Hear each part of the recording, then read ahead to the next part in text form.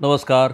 मी राहुल कुलकर्णी. प्रश्नाच्या मुळाशी जाण्याची आपली सवय आहे आणि हे माझी आमदाराचं पुस्तक मला ह्या सवयीत चाकणमध्येच मी आत्ता आहे. हमालाचा पोरगा ॲडव्होकेट राम जनार्दन कांडगे यांचं पुस्तक आहे. त्यातल्या पृष्ठ क्रमांक 203 वरती चाकणमध्ये MIDC कशी आली त्याचे तपशील आहेत. मी जर तुम्हाला असं म्हणालो की चाकणमध्ये थोडीशी अतिशयोक्ती आहे, कारण लोक इथं भेटली बोलली. मी जिथून बोलतो आहे ते पण एका उद्योगपतीचं व्यापारी आस्थापना असलेलं ठिकाण आहे की एक साधा गारेगारवाला किंवा एखादा उत्तर प्रदेश किंवा बिहारमधून आलेला पेंटिंगचं काम करणारा, फॅब्रिकेशनचं काम करणारा व्यक्ती याच्या स्वतःच्या मालकीच्या चाकणमध्ये, त्याला इथे खोल्या म्हणतात, ते 10, 50, 100, 150, अगदी 2000 एवढ्या खोल्या असतील. तर चाकणमधले लोक सांगत आहेत की आमच्याकडे गेल्या 3-4 दशकभरामध्ये जो काही MIDCने बदल घडवून आणला त्याच्यानंतर ते भाडे संस्कृती खूप वाढली. चाळी मोठ्या आहेत. कशा असाव्यात? तर खोल्या बांधताना 3000 रुपये 4000 रुपये प्रत्येक खोल्याला भाडं आहे. अंगण पण लोकांनी शिल्लक ठेवलं नाही. यांनी असा विचार केला की माझ्या अंगणामध्ये मी एक खोली बांधतो, समोरच्याचं तर अंगण आहे ना, त्यांनी इथे खोली बांधली. समोरच्यानं पण तोच विचार केला, अरे समोरच्यानी खोली बांधली तर मी का नाही बांधावी. तर मग असं म्हणजे अतिशयोक्तीचा 2000 वगैरे खोल्यांचा भाग सोडून लोक तर ठामपणे सांगतात की इतक्या खोल्याचे मालक इथे आहेत. 150, 200, 400 खोल्यांचे मालक असलेले लोक इथं आहेत. ह्या खोल्यांच्या भाड्यावरती इथलं अर्थकारण मोठ्या प्रमाणामध्ये अवलंबून आहे.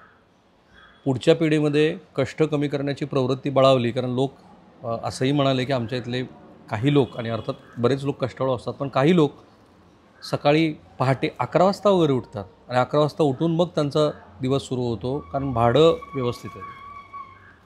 अशा ह्या चाकणमध्ये आज MIDCमुळं जो प्रश्न निर्माण झाला आहे त्या प्रश्नाचा उहापोह हा अनेक पातळीवरती व्हायला हवा. 1,00,000-1,25,00,000 कोटीचा जो GST महाराष्ट्रातनं जात असेल इंडस्ट्रियल एरियातनं, त्यातला 95% GST हा एकट्या चाकणमधनं जातो. GE सारखी, जनरल इलेक्ट्रिकसारखी, किंवा ऑटोमोबिलमधली हुंदाईसारखी, टाटासारखी अनेक मोठी व्यापारी आस्थापना इथे आहेत. 3,000-3,500 कारखाने इथे आहेत. 15-1 लाख लोक इथे नोकरीनिमित्तानं आहेत असं म्हणतात. ही काही प्रमाणामध्ये फ्लोटिंग असलेली पॉप्युलेशन आहे, कारण ज्यांचं 25, 30, 50,000 रुपये इतकं वेतन आहे ते लोक चाकण आणि परिसरामध्ये राहतात, आणि जरा थोडं 1,00,000-1,25,00,000 रुपये वेतन असलेले लोक मोशी वगैरे पट्ट्यामध्ये जाऊन तिथे शिक्षणाची सुविधा आहे. आज हे चाकण चर्चेत आहे, कारण इथे प्रत्येक दिवसाआड एक अपघात होतो, एका जणाचा बळी जातो. गेल्या महिनाभरामध्ये 35 लोकांचे प्राण गेले. गोल्डन आर्स इथे ज्यांच्याकडे मी बसलो आहे त्यांच्या इकडून 12 किलोमीटर, म्हणजे इकडे एक कंपनी आणि इकडे एक कंपनी, ह्या दोन्ही कंपनीतलं अंतर 12 किलोमीटरचं आहे. त्यांनी मला सांगितलं की ते त्यांच्या कंपनीमध्ये एकतर ह्या डाव्या बाजूच्या कंपनीत एका दिवसात जाऊ शकतात किंवा उजव्या बाजूच्या कंपनीमध्ये एका दिवसात जाऊ शकतात. हुंदाईचे लोक मला भेटले. टाटाला वेगळ्या प्रकारच्या ॲन्सिलरीज पुरवठा साखळीदार असतात, त्यात काम करणारे लोक भेटले. सोलर प्लॅन्टमध्ये काम करणारे लोक भेटले. काय चाललं आहे चाकणमध्ये? प्रचंड केऑस आहे ट्रॅफिकचा. त्याला काय कारणं आहेत ते मी सांगेन, पण ह्या केऑसमुळं ज्याला आपण असं म्हणतो की क्रिएटिव्हिटी, कार्यक्षमता आणि तुमची काहीतरी वेगळ्या पद्धतीचं काम करून दाखवण्याची क्षमता दोन्ही संपलेली आहे. कंपन्यांनी अधिकृतपणे, माझ्या हातात तो SMS आहे, कंपन्यांनी अधिकृतपणे सांगितलं आहे की बाबांनो तुमच्या कामाच्या वेळा बदला, कारण ट्रॅफिक जाममुळं तुम्ही वेळेवर पोचूच शकत नाही. अर्धा तास आधी निघा, अर्धा तास उशिरा जा. कामगार सांगत आहेत की सकाळी 9 वाजल्यापासून ते रात्री 10 वाजेपर्यंत त्यांचं आयुष्य हे रस्त्यावरती आहे. कंपनीत जाणं, कंपनीमध्ये काम करणं आणि कंपनीतनं घरी परत जाणं. म्हणजे एकीकडे ज्या MIDCनं 5 ते 6 टप्पे, आता 6वा टप्पा ह्या भागात सुरू होतो आहे, त्या 6 टप्प्याचं काम जिथे सुरू झालं आहे त्या चाकण MIDCमध्ये एका वाक्यात सांगायचं झालं, ऑल टुगेदर कंप्लीट केऑस आहे.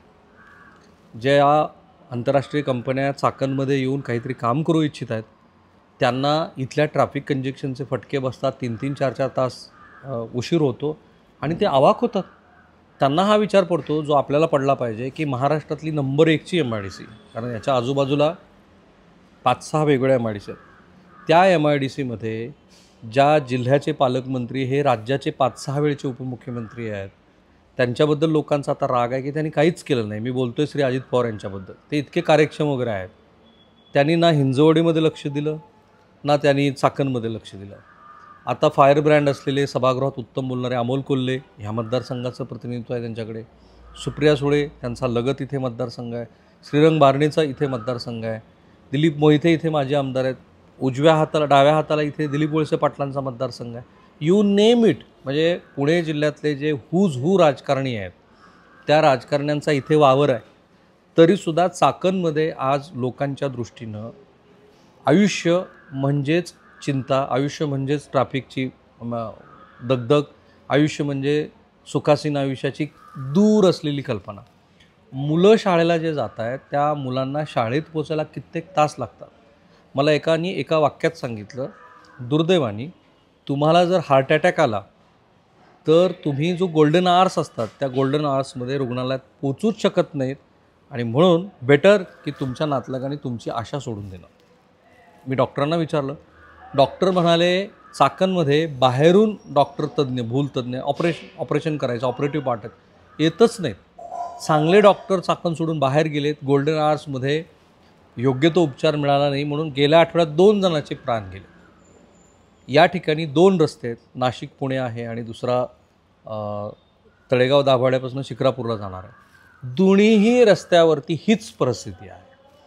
1 इंच वाहन हलवण्यासाठी यातायात करावी लागते. मग प्रश्न मी लोकांना हा विचारला की इथलं ट्रॅफिक मॅनेजमेंट काय करतं? ते म्हणले हप्ते घेतात. अर्थात काही अपवाद असतात, त्याला काही जण खूप प्रामाणिकपणे प्रयत्न करतात. ते म्हणाले चौकामध्ये माणसं उभी आहेत हप्ते घेण्यासाठी. ट्रॅफिक मॅनेजमेंट नावालासुद्धा इथे नसते. काय करतात, फार ओरड झाली तर JCB वगैरे आणून अतिक्रमणं तोडून टाकतात. त्या तोडलेल्या अतिक्रमणाची नेमकी दिशा काय, दशा काय, कुणी बघत नाही. पुन्हा ते अतिक्रमण होतात, पुन्हा तीच पद्धती. इथे काही रिक्षा अशा आहेत की ज्यावरती अजिबात नंबर प्लेट्स नाहीत. मला लोकांनी दाखवले ते रिक्षा.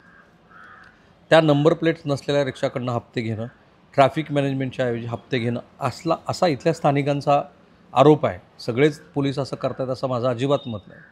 पण जे काही घडतं आहे चाकणमध्ये, तो दुःख स्वप्न आपण ज्याला म्हणू शकतो, रात्री पडलेलं पहाटेच्या वेळेला जे आपल्याला नकोच असतं, तसं आयुष्य चाकण MIDCतले हे लोक व्यतीत करत आहेत.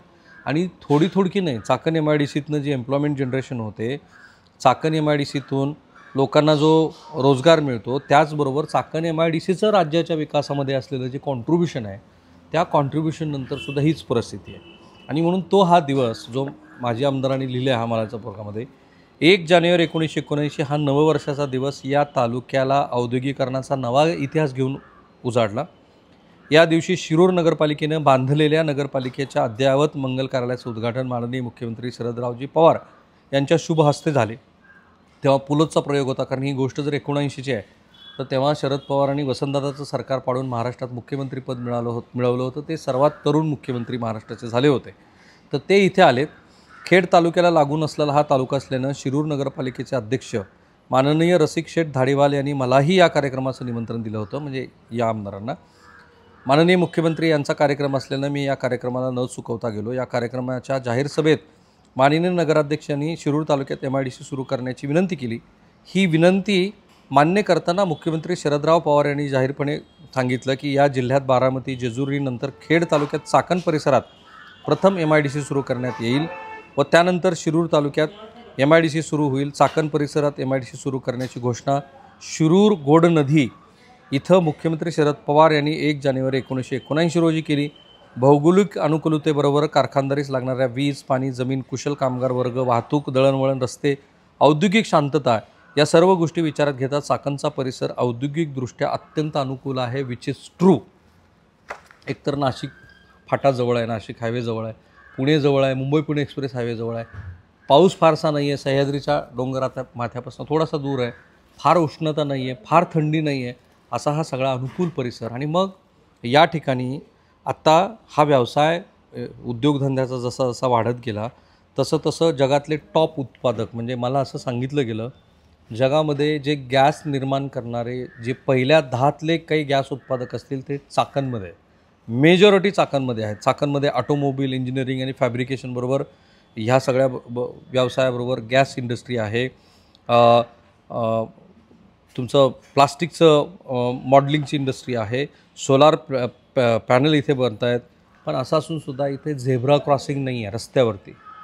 इथे हायवे या रस्त्यावरती ओव्हरब्रिज कसे बनले तर मुख्य चौक सोडून दिला आहे. मी पण ते बघितलं. मुख्य चौक सोडून 2 ब्रिज बांधलेत. चौक संपल्यानंतर काही अंतरावरती.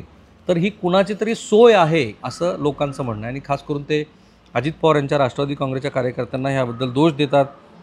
लोक जे इथे येत आहेत, जे अधिकारी इथे येतात, जे प्रशासकीय लोक इथे येतात, ते लोक या ठिकाणी येऊन पैसे कमवण्याचं काम करतात.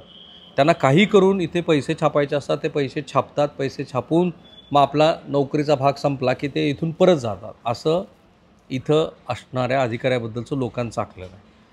एकूण इथे जो केऑस तयार झालेला आहे तर त्या केऑसमुळे लोक असं म्हणतात की गेल्या 25 वर्षापासून आम्ही फक्त एवढं ऐकतो की चाकणमध्ये 6 पदरी मार्ग होणार आहे, चाकणमध्ये 8 पदरी मार्ग होणार आहे. काहीही होत नाही. आणि म्हणून आज चाकणमधल्या इंडस्ट्रीतले लोक रस्त्यावरती उतरले की आमचं हे ट्रॅफिक मॅनेजमेंट करा, रस्त्याची वाहतूक सुरळीत करा, इथे काहीतरी उपाययोजना करा, जीवन जे आमचं नरक झालेलं आहे ते बदला.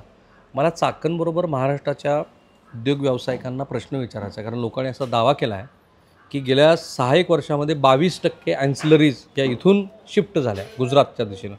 काही प्रमाणामध्ये त्या ॲन्सिलरीज ह्या इतर राज्यामध्ये शिफ्ट झाल्या. त्याचं मुख्य कारण हे आहे की या ठिकाणी जी इंडस्ट्री तिला अनुकूल वातावरण असायला हवं तर ते राहिलं नाही. वीज महाग आहे. इथे जमिनीचे दर अव्वाच्या सव्वा आहेत. म्हणजे 1,500 ते 2,000 रुपये पर स्क्वेअर फीट एक खुल्या रेट आहे इथे. एका गुंठ्याची आत्ता इथे विक्री झाली 38 लाख रुपयाला. आणि मी जे म्हणालो तसं की गुंठा विकत घ्यायचा, पहिला मजला बांधायचा, मग दुसरा मजला बांधायचा, मग तिसरा मजला बांधायचा, पहिल्या मजल्यावर तू स्वतः राहायचा आणि दुसरे 2 मजले भाड्याने द्यायचे. त्याला ते खोली म्हणतात. त्याच्यातनं आपला आर्थिक उदरनिर्वाह चालवायचा असं इथलं आता एकूण अर्थकारण आहे चाकण आणि त्याच्या आजूबाजूतल्या खेडेगावातल्या लोकांचं. मोठ्या मोठ्या इंडस्ट्रीला वेगळ्याच समस्याचं सामोरे जावं लागतं आहे. माझा मुद्दा एवढाच आहे की श्री अजित पवार बाकीच्या लोकांनी ह्या चाकण इंडस्ट्रीकडे इतक्या गांभीर्यानं का नाही बघितलं. जे शरद पवारांनी एक इंडस्ट्री आणली आणि त्याच्यानंतरचा जो प्रोग्रेस इथे होता तो डोळसपणे न पाहिल्यामुळं एक अकराळ विक्राळ वाहतुकीचं स्वरूप इथे तयार झालेलं आहे, ज्याची उत्तरच आज कोणाकडे नाही आहेत. हे केव्हा मिटेल, कसं मिटेल आणि त्यातनं जे परसेप्शन महाराष्ट्राबद्दल तयार झालेलं आहे.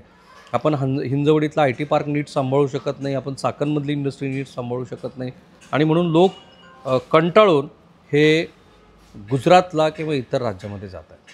ह्या चाकणच्या ह्या समस्येकडं आपलं बारकाईने लक्ष आहे. कारण महाराष्ट्र जर पुढं जायचं असेल तर अशा इंडस्ट्रियल एरियातले हे प्रश्न मिटायला हवेत.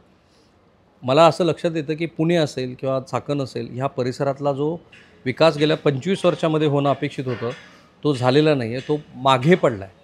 तर त्या मागे पडलेल्या विकासाच्या दृष्टीनं आपल्याला पुन्हा जो सांधा साधणं गरजेचं आहे तो सांधा न साधला गेल्यामुळं हे प्रश्न निर्माण झालेले आहेत की ज्या प्रश्नाची उत्तरं जर लवकर मिळाली नाहीत तर महाराष्ट्राची अधोगती जी व्यावसायिक औद्योगिक पातळीवरती सुरू आहे ती काही थांबणार नाही.